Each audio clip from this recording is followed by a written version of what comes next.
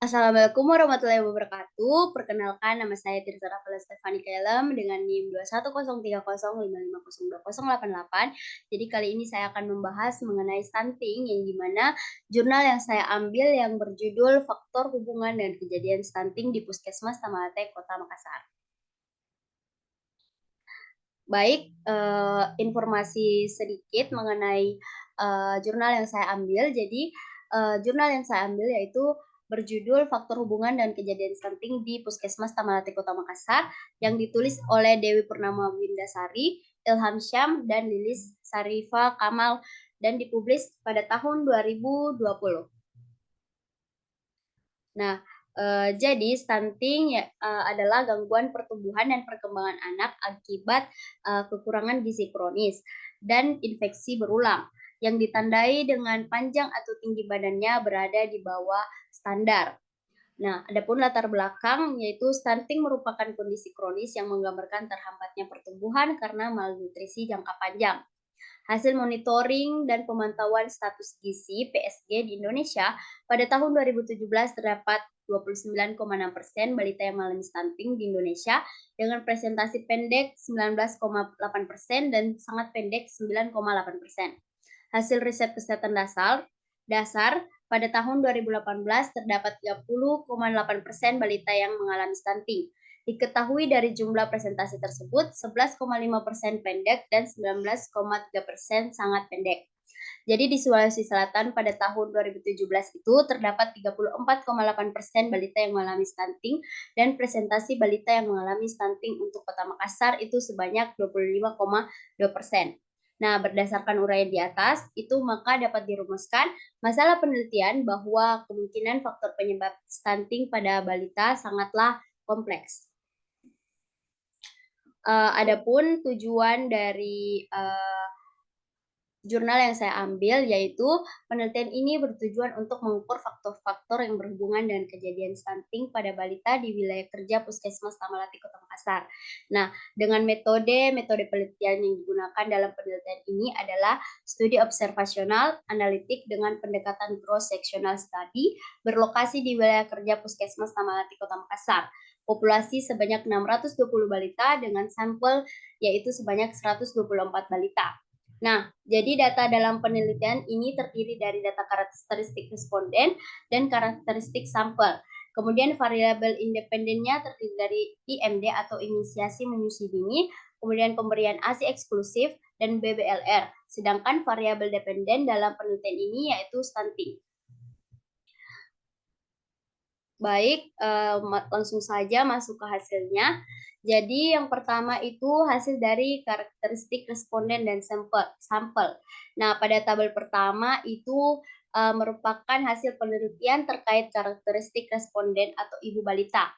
Jadi tabel 1 menunjukkan bahwa dari karakteristik umur ibu dari balita yang mengalami stunting tertinggi pada umur 17 sampai 25 tahun sebanyak 41,8%, sedangkan terendah di umur 36 sampai 45 tahun sebanyak 27,3%.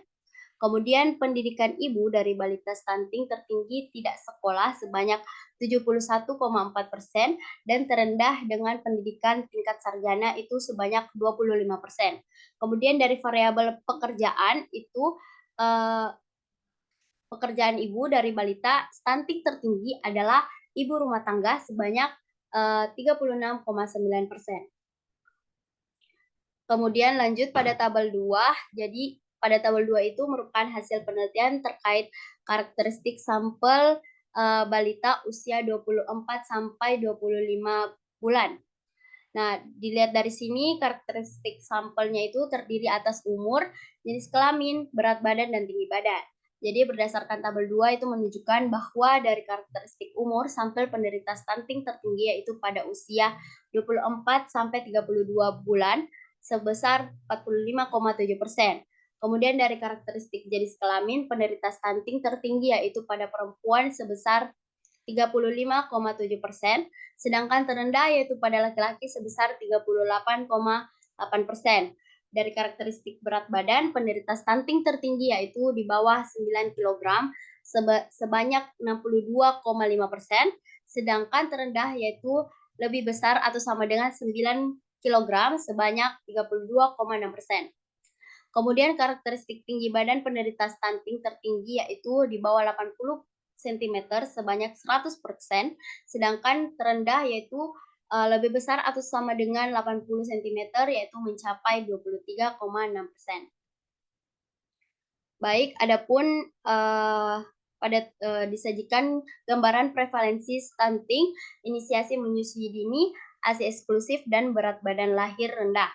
Nah, di mana pada tabel 3 ini menunjukkan variabel yaitu stunting, inisiasi menyusui dini, ASI eksklusif, dan berat badan lahir rendah.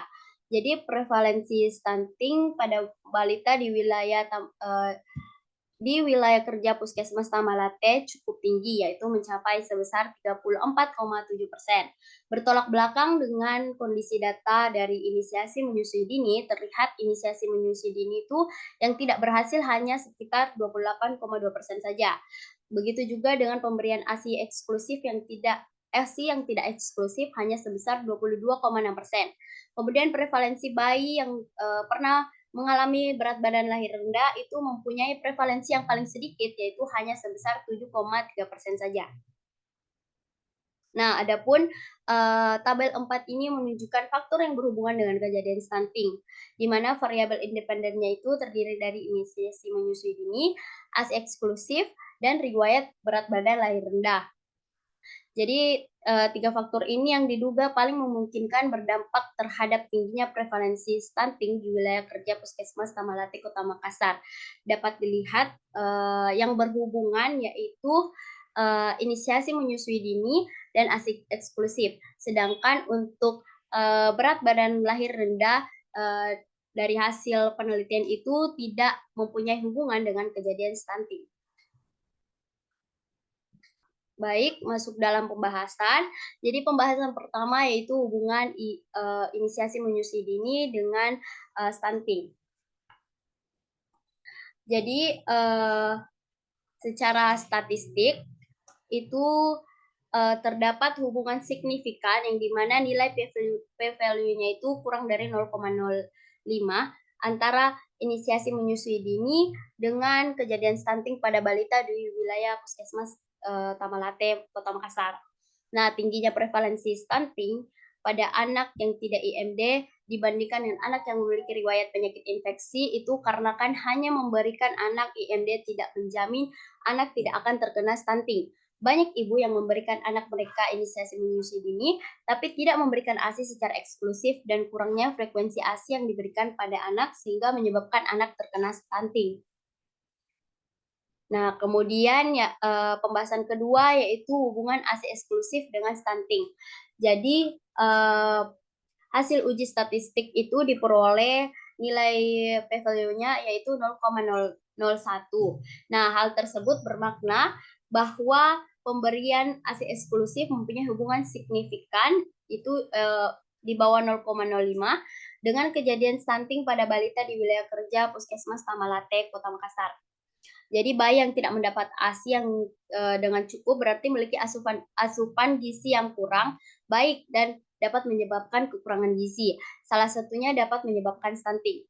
Nah, manfaat dari ASI adalah mendukung pertumbuhan bayi, terutama tinggi badan dengan kalsium ASI lebih efisien diserap dibandingkan susu pengganti ASI atau susu formula. Sehingga bayi yang diberikan ASI eksklusif cenderung memiliki tinggi badan yang lebih tinggi dan sesuai kurva pertumbuhan dibandingkan dengan bayi yang diberikan susu formula. Nah, yang ketiga yaitu hubungan berat badan lahir rendah dengan stunting.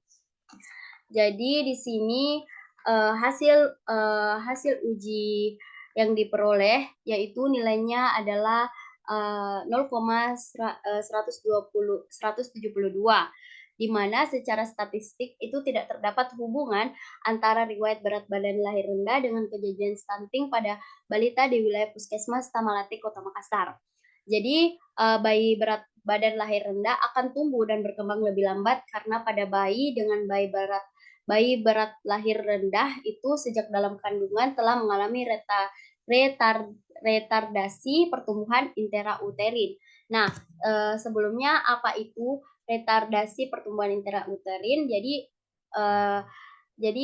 retardasi pertumbuhan intrauterin itu kondisi yang menggambarkan janin dalam rahim mengalami hambatan pertumbuhan dan akan berlanjut sampai usia selanjutnya setelah dilahirkan, yaitu mengalami pertumbuhan dan perkembangan yang lebih lambat dari bayi yang dilahirkan normal dan sering gagal menyusui tingkat pertumbuhan yang seharusnya dicapai pada usianya setelah lahir.